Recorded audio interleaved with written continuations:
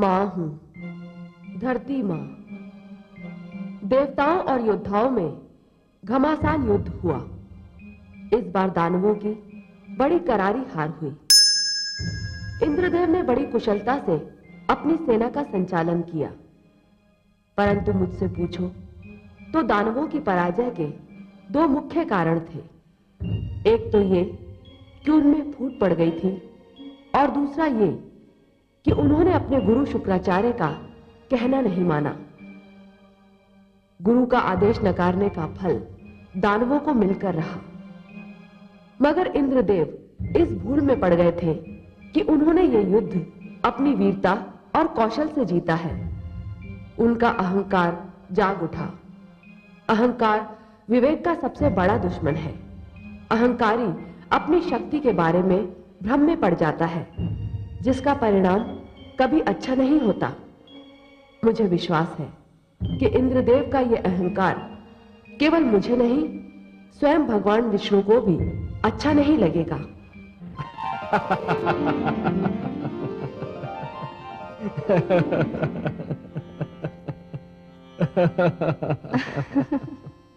मैं आपकी हंसी का भेद पा गई कमल नयन। अच्छा, मैं समझ गई कि आप अपनी हंसी को क्यों नहीं रोक पा रहे हैं। अच्छा तो बताइए तो सही कि हमें हंसी क्यों आई। देवराज इंद्र ने अपने ही मुख से अपने आप को महान कहा, इसलिए। आप ठीक समझी महादेवी। अपने ही मुख से अपने आप को केवल वही लोग महान कहते हैं जिन्हें यह भय होता है कि कदाचित कोई और उन्हें महान नहीं कहेगा। ये तो आत्मविश्वास की कमी का प्रतीक है देवी। सत्य तो ये है कि मुझे भी देवराज इंद्र का ये अभिमान अच्छा नहीं लगा। देवी, अभिमान और घमंड स्वयं से छल करने का दूसरा नाम है। अब सांझ समय शरीर की छाया लंबी हो जाती है। अब कोई मनुष्य यदि छाया की इस लंबाई को शरीर की वास्तविक लंबाई समझ लेगा तो स्वयं से छल ही करेगा ना। हे नाथ, मुझे तो लगता है कि देवराज इंद्र अपनी सफलता पर फूले नहीं समा रहे हैं। देवी, सफलता और समृद्धि को प्राप्त कर लेना उतना कठिन नहीं होता जितना कि उन्हें पचा लेना। अब मान लीजिए कि एक गागर में जल आधा भरा है और दूसरी गागर में जल पूरा भरा है। जिस गागर में जल आधा भरा है वो तो शीघ्र ही लुढ़क जाएगी ना। इसी प्रकार जिनके व्यक्तित्व में हल्कापन होता है वो थोड़ी सी सफलता से भी बहुत अधिक प्रसन्न हो जाते हैं। भारी भरकम व्यक्तित्व वाले लोग सफलता पर ध्यान नहीं देते। वो तो इस पर ध्यान केंद्रित करते हैं कि कहीं सफलता उनका ध्यान अपने लक्ष्य से हटा न दे। सफलता उन्हें अधिक सतर्क बना देती है देवी। पर हे सर्वज्ञाता, क्या विजयश्री ऐसी अप्सरा नहीं जिसे देखकर किसी का भी ध्यान टूट सकता है? नहीं महादेवी, विजयश्री की अप्सरा उनका ध्यान भंग नहीं करा पाती जिनके विवेक के नेत्र खुले रहते हैं, जो विजय के आगे के संकट पर अपनी दृष्टि जमाए रहते हैं। हे कमल नयन, देवराज इंद्र ने कालकेतु जैसे शूरवीर को पराजित किया है। अब इससे बड़ा संकट और क्या हो सकता है?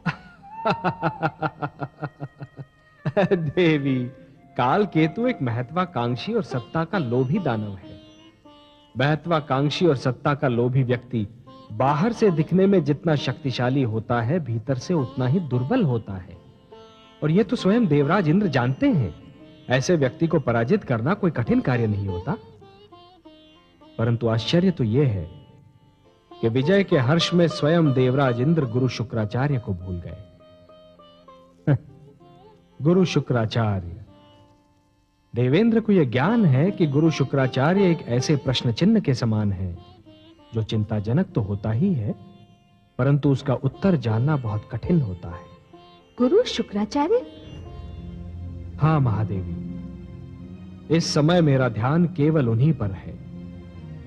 उनकी सोच किसी भी समय एक बहुत बड़ा संकट खड़ा कर सकती है। किंतु वो क्या सोच रहे हैं स्वामी?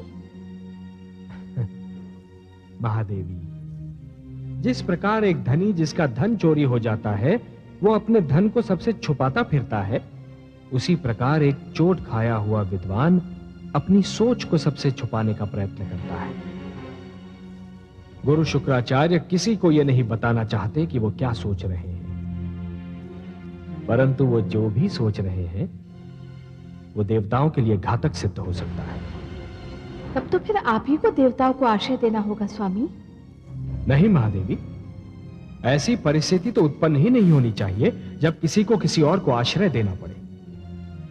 अब मैं क्या करूंगा, ये तो इस पर निर्भर है कि गुरु शुक्राचार्य का अगला पग किस ओर उठता है।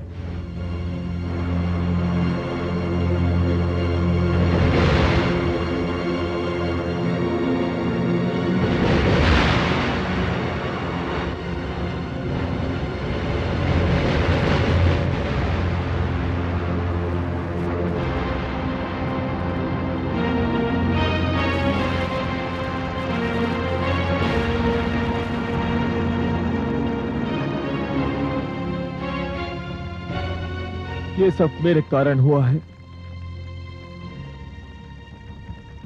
मैं ही हूं इस महाविनाश का कारण। मुझे जीवित रहने का कोई अधिकार नहीं, कोई अधिकार नहीं।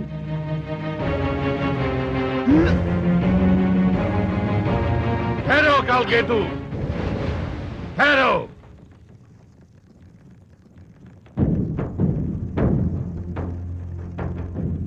प्रणाम गुरुवर। ये तुम दूसरी मूर्खता करोगे।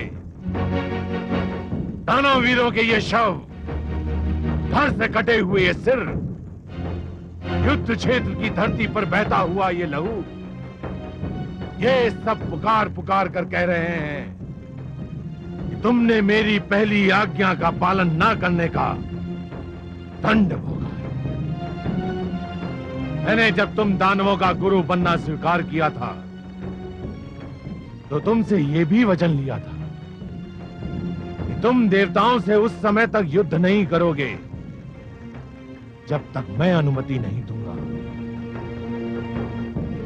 यदि तुमने अपने वचन का पालन किया होता, यदि तुमने मेरा कहना माना, तो आज इस युद्ध भूमि में दानवों के शव के स्थान पर देवलोक वासियों के शव दिखाई दे रहे होते। मुझे आपसे क्षमा मांगते हुए भी लज्जा आ रही है गुरुदेव, पर आप मुझे क्षमा कर दीजिए। प्रतिशोध और क्रोध की अग्नि ने मेरे सोचने और समझने की शक्ति को भस्म कर दिया था। क्रोध पराजय का पहला लक्षण है कालकेतु। युद्ध क्रोध से नहीं, धैर्य से और योजना बनाकर लड़ा जाता है। कालकेतु, तुम विजय केवल इसलिए नहीं प्राप्त कर सके क्योंकि लोभ और लालसा ने तुम पर पहले ही विजय प्राप्त कर ली थी। राज सिंहासन के लोभ में तुमने दानव एकता भंग कर दी। तुम दानवों में सबसे बड़ा दोष यही है कि तुम संगठित नहीं रह सकते। यदि आपका आदेश हो गुरुदेव, तो मैं दानव लोक के अधिपति का पद त्याग भी सकता हूं। यह तो सिंहासन पर बैठने से पहले तुम्हें सोचना चाहिए था कालकेतु। आप जिसे चाहेंगे वही हमारा अधिपति होगा गुरुदेव। अब इस विवाद में पड़ना व्यर्थ है। यह अधिपति कौन होगा और किसे होना चाहिए? नहीं गुरुदेव, हम अब भी आपका आदेश मानने को तैयार हैं। कालकेतु, तुम अब राज सिंहासन पर बैठ चुके हो।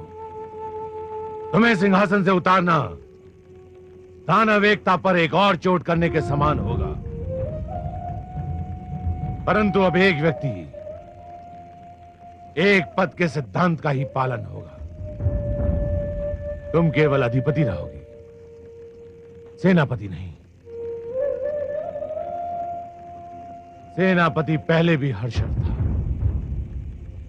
और अब भी वही रहेगा।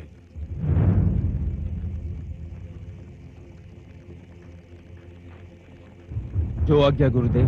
परंतु गुरुदेव, हम परास्त हुए हैं, अपमानित हुए हैं।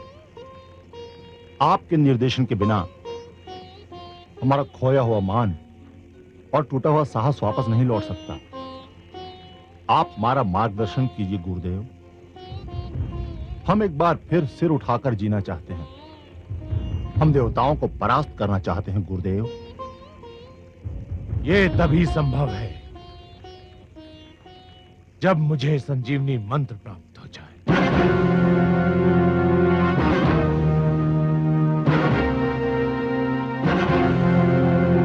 संजीवनी मंत्र गुरुदेव? संजीवनी मंत्र? हाँ, संजीवनी मंत्र भगवान शिव का सबसे महान वरदान। यदि वो मंत्र मुझे मिल गया तो तुम किसी युद्ध में नहीं मरोगे। यदि मर गए तो मैं वो मंत्र फूंक कर तुम्हें पुनः जीवित कर दूंगा। गुरु शुक्राचार्य की जय! गुरु शुक्राचार्य की जय! आप धन्य हैं गुरुदेव। इस प्रकार हर युद्ध में देवताओं की संख्या घटती जाएगी और तुम दानवों की संख्या बढ़ती जाएगी। एक दिन ऐसा आएगा, देवता इतने कम रह जाएंगे कि तुम लोग सरलता पूर्वक टहलते हुए देवलोक पहुंच जाओ। देवलोक पर हमारी पताका फहराएगी। बचे कुचे देवता ही नहीं, स्वयं भगवान विष्णु भी देखते रह जाएंगे। गुरुदेव की जय! गुरुदेव की जय! गुरुदेव की जय! गुरुदेव की जय! गुरुदेव की जय! मैं भगवान शिव के दर्शन करने जा रहा हूं। तुम सब उस समय तक कोई उतावलापन नहीं दिखाओगे जब तक मैं लौट ना आऊं। जो आज्ञा गुरुदेव।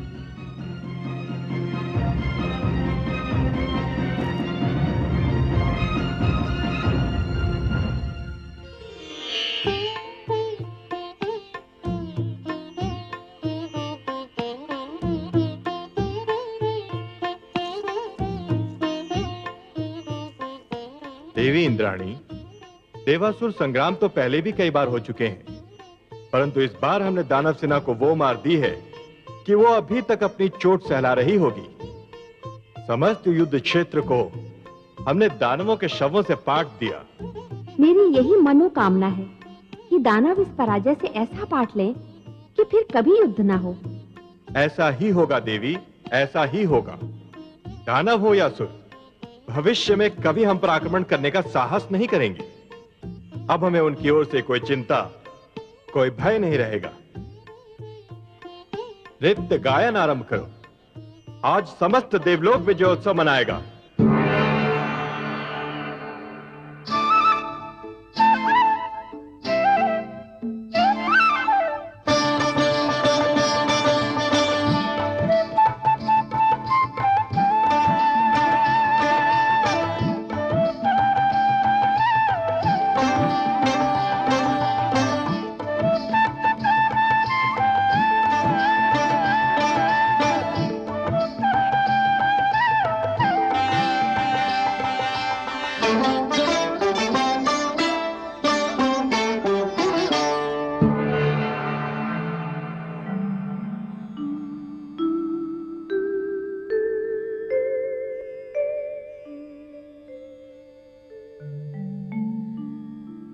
हे नाथ, मैं आपकी सुंदर मुस्कान के हर रंग से परिचित हूँ। इस समय भी जो मुस्कान आपके अधरों की शोभा बनी हुई है, उसके रंग को भी मैं पहचानती हूँ। हे देवी, आप हमारी मुस्कान के रंग ही नहीं, हमारे हृदय की सारी धड़कनों को भी जानती हैं और इसीलिए जान रही हैं कि मैं इंद्रलोक में होने वाले विजयोत्सव को देखकर अपनी मुस्कान को रोक नहीं पा रहा हूं। हाँ कमल नयन, और आपकी मुस्कान से जो चिंता झांक रही है, उसी से मुझे लग रहा है कि अवश्य कोई विशेष घटना घटने वाली है। आपका अनुमान बिल्कुल ठीक है महादेवी। इंद्रलोक में जो निश्चिंतता का वातावरण छाया हुआ है, वो अवश्य ही कोई रंग लाएगा। इंद्रदेव निश्चिंत होकर अपनी विजय का उत्सव तो मना रहे हैं, परंतु साथ ही जीवन का एक मूल सत्य भूल रहे हैं। किस मूल सत्य की ओर आपका संकेत है सर्वेश्वर? वो सत्य ये है महादेवी कि सूर्योदय के समय जो अंधकार इस धरती से भाग खड़ा होता है और घने वनों और गुफाओं में जाकर छुपता है, वही अंधकार सूर्यास्त का समय निकट आते ही फिर से अपना सिर उठाने लगता है और सूर्यास्त होने के साथ ही इस धरती पर फिर से अपना अधिकार जमा लेता है। यही शत्रु का भी चरित्र होता है। वो अपने शक्तिशाली विरोधी से युद्ध में हारकर रण क्षेत्र से भाग तो अवश्य जाता है, परंतु अपने विरोधी को निश्चिंत पाते ही फिर से अपनी पराजय का प्रतिशोध लेने के लिए आक्रमण कर देता है। विजय कभी स्थायी नहीं होती महादेवी। शत्रु और अग्नि को कभी छोटा और दुर्बल नहीं समझना चाहिए। दोनों किसी भी समय विकराल रूप धारण कर सकते हैं, इसलिए दोनों से सावधान रहना चाहिए। हे विश्वव्यापी, तो क्या दानव देवलोक पर फिर से आक्रमण करने वाले हैं? हां, कर भी सकते हैं। पर अभी तो देवराज इंद्र ने उनकी सारी शक्ति को चूर चूर कर दिया है। दानव शक्ति का केंद्र है दैत्य गुरु शुक्राचार्य का मस्तिष्क, जो इस समय भयंकर रूप से सक्रिय है, पूर्णतया जागा हुआ है। उसे एक पल भी चैन नहीं। दैत्य गुरु जो करने जा रहे हैं, उससे यह तो स्पष्ट है कि उनके मस्तिष्क में कोई भयानक योजना पनप रही है। क्या करने जा रहे हैं दैत्य गुरु शुक्राचार्य? वो भगवान शिव के पास जा रहे हैं संजीवनी मंत्र मांगने, और यदि उनकी योजना के अनुसार भगवान शिव से उन्हें संजीवनी मंत्र मिल गया तो देवताओं के लिए दानवों को जीत पाना असंभव हो जाएगा। ये तो सचमुच बहुत गंभीर समस्या है। हे देवेश्वर, सब जानते हैं कि भगवान शिव बहुत भोले हैं। कोई भी उनसे कुछ भी मांगे तो वो दे देते हैं। कोई भी उनके सामने झोली फैला दे तो वो उसे तुरंत भर देते हैं। दैत्य गुरु शुक्राचार्य बहुत चतुर हैं। कहीं भोलेनाथ उन्हें ये मंत्र दे न दे। भोले अवश्य हैं हमारे शिव शंकर, परंतु उन्हें यह भली भांति ज्ञात है कि संजीवनी मंत्र उस शक्तिशाली शस्त्र के समान है जिसका सदुपयोग भी संभव है और दुरुपयोग भी, जिससे रक्षा भी की जा सकती है और विनाश भी। जिस प्रकार एक दीपक प्रकाश भी फैला सकता है और घर को आग भी लगा सकता है, उसी प्रकार संजीवनी मंत्र सत्यवादी को भी जीवन दे सकता है और असत्यवादी को भी। भगवान शिव तो यह भी भली भांति जानते हैं देवी कि मांगने वाले से देने वाले का उत्तरदायित्व कहीं अधिक बड़ा होता है। मांगने वाला तो कुछ भी मांग सकता है, परंतु देने वाले को यह सोच लेना चाहिए कि वो जो दे रहा है और जिसे दे रहा है वो उसके योग्य है भी या नहीं। यदि दैत्य गुरु शुक्राचार्य के लोक कल्याण का अर्थ केवल दानव कल्याण है, तब तो यह एक बहुत बड़े अनर्थ का सूचक है देवी। स्वामी, भगवान शिव ये निर्णय कैसे करेंगे कि दैत्य गुरु शुक्राचार्य संजीवनी मंत्र के योग्य हैं या नहीं? ये तो भगवान शिव का अधिकार है, उनका क्षेत्र है, इसे उन्हीं पर छोड़ दीजिए देवी। हाँ, हमारे भगवान शिव शंकर भोले अवश्य हैं, पर उतने ही बड़े पारखी भी। यदि वो चाहें तो किसी को भी परख लेना उनके लिए एकदम सरल कार्य है। फिर भी क्या ये उचित नहीं होगा कि देवराज इंद्र को दैत्य गुरु की योजना से अवगत करा दिया जाए? कहीं ऐसा ना हो जाए कि देवराज इंद्र विजय उत्सव मनाते रहें और दैत्य गुरु अपने उद्देश्य में सफल हो जाएं? यही तो हमारी भी चिंता है देवी। देवराज इंद्र की निश्चिंतता हमें चिंतित कर रही है। विजय ने उन्हें नीति के मार्ग से हटा दिया है। उनका तो यह कार्य था कि अपने गुप्तचर भेजकर अपने शत्रु की गतिविधियों से सतर्क रहते। आपने उचित परामर्श दिया है देवी, हम देवेंद्र को सूचित करेंगे। जय विजय। आज्ञा सर्वेश्वर। तुम दोनों इंद्रलोक जाओ और देवेंद्र को सूचना दो कि दैत्य गुरु शुक्राचार्य भगवान शिव शंकर से संजीवनी मंत्र मांगने जा रहे हैं, और यदि यह मंत्र उन्हें मिला तो देवलोक पर संकट आ सकता है। उनसे कहो कि इस समस्या का तुरंत समाधान ढूंढें। जो आज्ञा देवेश्वर।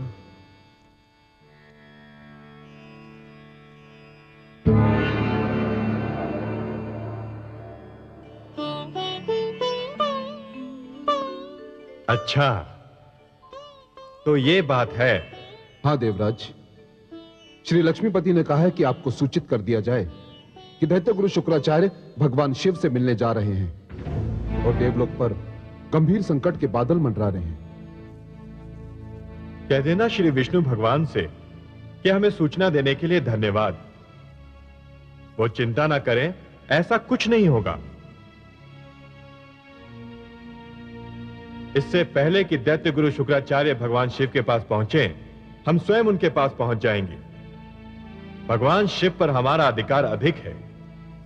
हम दैत्य गुरु शुक्राचार्य की चाल को असफल कर देंगे। जो आज्ञा देवराज।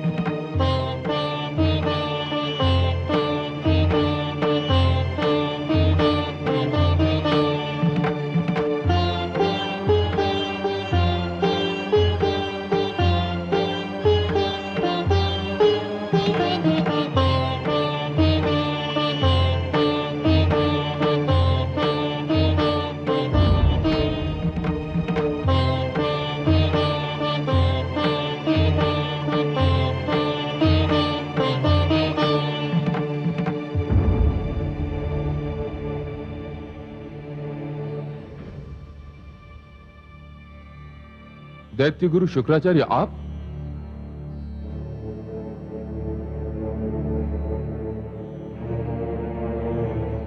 हे महादेव, मैं एक याचना लेकर आपके चरणों में उपस्थित हूं। हे शिव शंकर, मैं भी आपके निकट खड़ा हूं। देवराज आप? मैं तो दैत्य गुरु शुक्राचार्य से पहले ही यहां आ गया था। क्षमा करें देवराज, आप मेरे निकट नहीं, मेरे पीछे खड़े थे।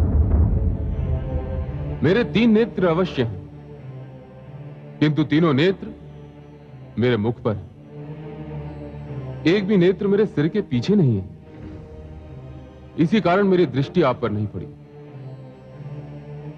नहीं तो मैं सबसे पहले आपका अभिनंदन करता, अतिथि की भांति आपका स्वागत करता। मैं अतिथि बनकर नहीं, याचक बनकर यहां आया हूं। याचक तो विनम्रता की मूर्ति होता है देवराज, परंतु मैं विवश हूं।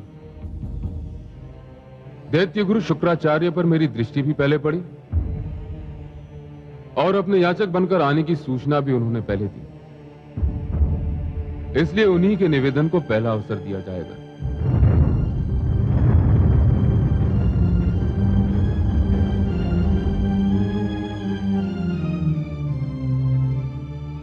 अपनी इच्छा व्यक्त कीजिए दैत्य गुरु शुक्राचार्य। हे महादेव, मैं आपसे कुछ मांगने आया हूं। तो कहिए ना, संकोच क्यों कर रहे हैं? अपनी वर्षों की तपस्या और आपके प्रति अपनी अपार भक्ति के बदले में, हे महादेव, मैं संजीवनी मंत्र मांगने आया हूं।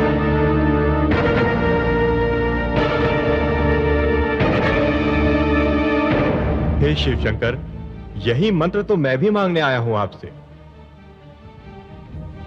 आप दोनों ने एक ही मंत्र मांगा है। मेरे लिए आप दोनों महान हैं। आप देवताओं के राजा हैं। दैत्य गुरु शुक्राचार्य महान विद्वान हैं। सत्य पूछिए तो आप दोनों ही संजीवनी मंत्र के सुपात्र हैं। आप दोनों ही इसे प्राप्त करने के योग्य हैं। परंतु संजीवनी मंत्र एक कल्प में एक ही बार किसी एक ही को दिया जा सकता है। यह महाशक्तिशाली मंत्र है, इसलिए मुझे आप दोनों में से किसी एक ही को चुनना पड़ेगा। तब तो फिर भोले शंकर, निर्णय हो गया। मैं देवराज इंद्र हूं, मंत्र मुझे ही मिलेगा। नहीं देवराज, देव हो या दानव, निर्णय परीक्षा के आधार पर ही होगा। परीक्षा? हां देवराज, आप दोनों में से जिस किसी को भी यह मंत्र लेना है उसे परीक्षा देनी होगी। मैं किसी भी परीक्षा के लिए प्रस्तुत हूं महादेव। और आप देवराज? मैं परीक्षा के विषय में जानकारी चाहूंगा शिव शंकर। परीक्षा परीक्षक की इच्छा पर निर्भर करती है देवराज, परीक्षा देने वाले की इच्छा पर नहीं। परीक्षा क्या होगी, कैसी होगी, इसका निर्णय तो केवल परीक्षक करता है। फिर भी आपने जानकारी चाही है तो जान लें। मैं संजीवनी मंत्र उसी को दूंगा जो 1 वर्ष तक धरती के 365 दिन वृक्ष से उल्टा लटक कर, जल और अन्न त्याग कर, केवल जलती हुई पत्तियों का धुआं पीता रहे पूरे 1 वर्ष। आपको स्वीकार है देवराज? और आपको दैत्य गुरु? हे महादेव, मुझे इसकी चिंता नहीं है कि परीक्षा कितनी लंबी और कितनी कठिन हो। मेरी रुचि केवल इसमें है कि परीक्षा कब आरंभ करनी। आप केवल मुझे यह बताने की कृपा करें कि अनुष्ठान किस क्षण और किस समय आरंभ करना होगा। यह जान लीजिए दैत्य गुरु शुक्राचार्य, इस अनुष्ठान में आपके प्राण भी जा सकते हैं। मैं आचार्य हूं भोलेनाथ, और जो आचार्य अपने आचरण का पालन नहीं करता उसे आचार्य बनने का कोई अधिकार नहीं। मैं संजीवनी मंत्र लोक कल्याण के लिए मांग रहा हूं, और यदि लोक कल्याण के लिए मेरे प्राण भी जाते हैं तो मुझे कोई चिंता नहीं। हे महादेव, आप अनुष्ठान की तिथि और समय निर्धारित कीजिए। यह अनुष्ठान आपको सोमवती अमावस्या की रात्रि को आरंभ करना होगा। रात्रि आरंभ होते ही आपको वृक्ष से उल्टा लटक जाना होगा और अगले वर्ष की सोमवती अमावस्या की रात्रि तक नीचे रखी पत्तियों को जलाकर उसके धुएं को निरंतर पीते रहना होगा। और इस अनुष्ठान के समय आपको मौन भी धारण करना होगा। यह अनुष्ठान पूर्ण होने तक आपके चारों ओर कुछ भी घट रहा हो, आपके मुख से एक शब्द भी नहीं निकलना चाहिए। हे शिव शंकर, पातु मां, आज्ञा दे महादेव।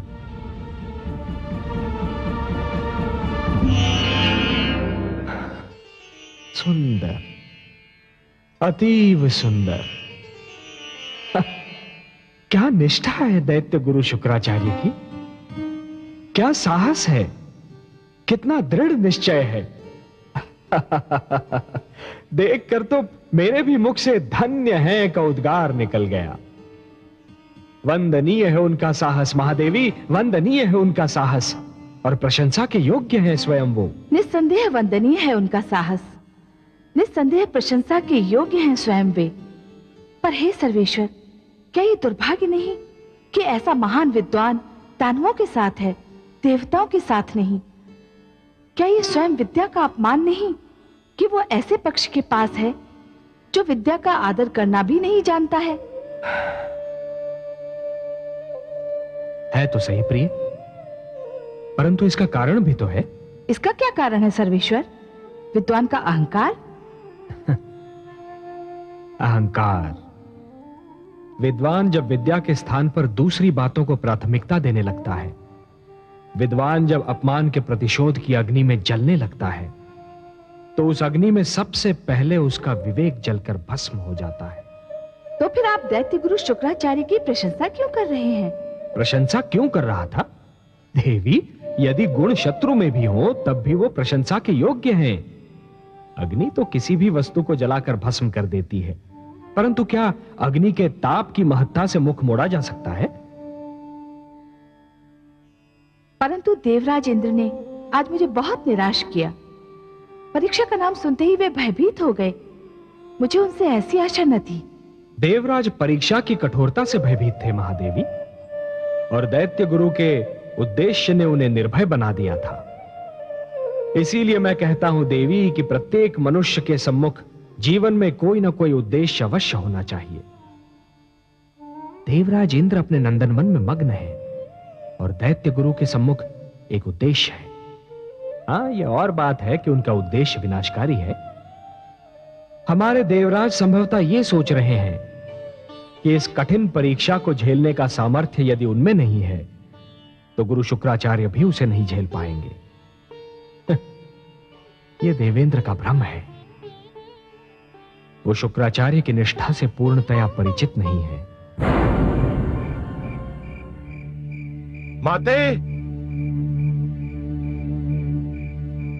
माते, माते,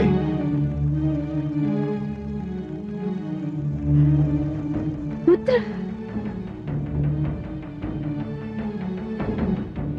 आयुष्मान भव पुत्र। मैं आपका आशीर्वाद लेने आया हूं माते। मेरा आशीर्वाद तो जन्म से ही तुम्हारे साथ है पुत्र। मेरे आशीर्वाद के तुम ही प्रथम और अंतिम अधिकारी हो। परंतु सदैव चिंतित दिखने वाले इस मुख पर आज हर्ष और उल्लास की किरणें देखकर मेरा हृदय भी प्रसन्नता से झूम उठा है। अवश्य ही कोई अनहोनी हुई है। हाँ माते, मैं बहुत प्रसन्न हूं। मैंने आज महादेव के समक्ष एक अनुष्ठान का प्रण किया है। तुम्हारा तो जीवन ही अनुष्ठानों की पूर्ति में बीता है पुत्र। इसमें नई बात कौन सी है? परंतु यह अनुष्ठान सबसे भिन्न है माते, और सबसे अधिक कठिन। मेरे पुत्र के लिए कोई अनुष्ठान कठिन हो, ये मैं मान ही नहीं सकती। यह सत्य है माते। मुझे इस वर्ष की सोमवती अमावस्या से अगले वर्ष की सोमवती अमावस्या तक वृक्ष से उल्टा लटककर केवल पत्तियों का धुआं पीते रहना होगा। क्या? परंतु इतने कठिन अनुष्ठान का प्रण लेने की तुम्हें क्या आवश्यकता थी पुत्र? मुझे संजीवनी मंत्र चाहिए माते, और महादेव ने कहा है कि संजीवनी मंत्र प्राप्त करने के लिए अनुष्ठान मुझे इसी प्रकार पूरा करना होगा। परंतु पुत्र, तुम्हें संजीवनी मंत्र क्यों चाहिए? अपने दैत्य शिष्यों को जीवन दान देने के लिए, उन्हें मृत्यु से बचाने के लिए, देवताओं को पराजित करने के लिए और अपने अपमान का प्रतिशोध लेने के लिए। मैंने तुम्हें आज तक कोई कार्य करने से नहीं रोका पुत्र, पर एक बात का ध्यान रखना, शत्रु को पराजित करने के लिए चरित्रहीन तत्वों से मेलजोल कोई लाभदायक नीति नहीं होती।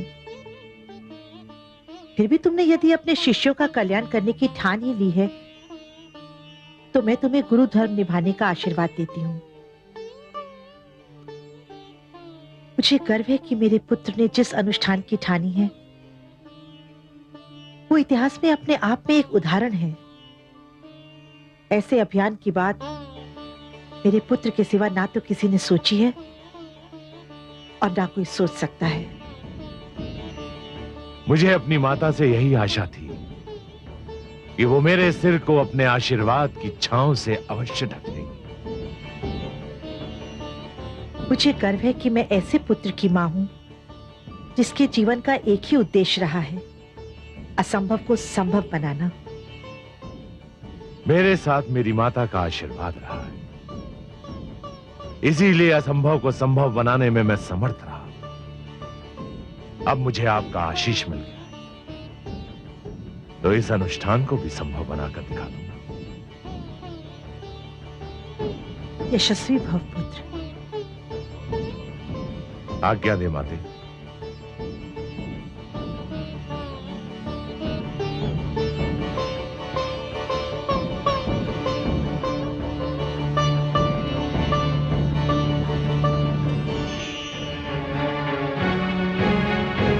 दानवीरों, हमारे परम पूज्य गुरु शुक्राचार्य ने केवल हमारे लिए एक अत्यंत कठिन अनुष्ठान का निर्णय कर लिया है। हम उनको इस अनुष्ठान से रोकना चाहते हैं। हम इतने स्वार्थी नहीं हैं कि शक्ति और बल प्राप्त करने के लिए अपने महान विद्वान की बलि चढ़ा दें। इस अनुष्ठान में उनके प्राण जाने का भय है।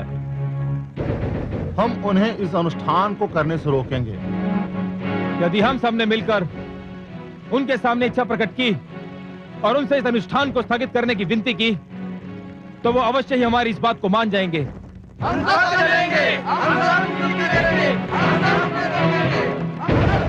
शची, देवी शची, शची, कहाँ हैं आप?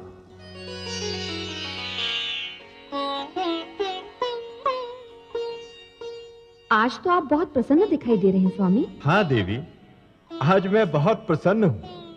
शत्रु जब अपने कंधों पर ऐसा बोझ उठा ले जो उसकी कमर तोड़ सकता हो, तो प्रसन्न होना स्वाभाविक है। आपका संकेत गुरु शुक्राचार्य की ओर है? हाँ, मेरा संकेत उन्हीं की ओर है। गुरु शुक्राचार्य ने हमसे शत्रुता की धुन में एक ऐसी तपस्या स्वीकार कर ली है जो 1 वर्ष तो क्या 1 सप्ताह में ही उनके प्राण लेकर छोड़ेगी। आप तो जानती हैं, यदि हमारे और दैत्यों के बीच से गुरु शुक्राचार्य निकल जाए तो हम दैत्यों को चुटकियों में मसल कर रख सकते हैं। और यदि गुरु शुक्राचार्य अपने इस अनुष्ठान में सफल हो गए तो? देवी, पूरे 1 वर्ष तक वृक्ष से उल्टा लटक कर केवल धुआं पीना किसी प्राणी के लिए संभव नहीं। मुझे तो यह लगता है कि भगवान शिव ने इस तपस्या का सुझाव इसलिए दिया है कि वो गुरु शुक्राचार्य को संजीवनी मंत्र देना नहीं चाहते। गुरु शुक्राचार्य इस तपस्या के भेंट चढ़ जाएंगे और संजीवनी मंत्र भगवान शिव के पास ही रहेगा। गंधर्वराज चित्ररथ, मलय केतु, आज्ञा देवराज। तुम दोनों शीघ्र वहां पहुंचो जहां दैत्य गुरु शुक्राचार्य ने अपना अनुष्ठान आरंभ करने का निर्णय किया है, और जैसे ही उनकी तपस्या भंग हो या उनके प्राण जाए, वैसे ही आकर हमें सूचित करो। जो आज्ञा देवराज।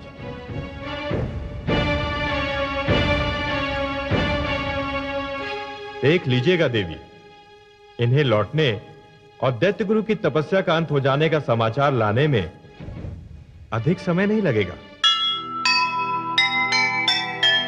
सुर भी असुरों की तरह करे अगर व्यवहार, कहो किसे आदर्श फिर कहे भला संसार। जो आकर आवेश में अपना पाखो, औरों को भी कष्ट दे, दुखी स्वयं भी हो, दुखी स्वयं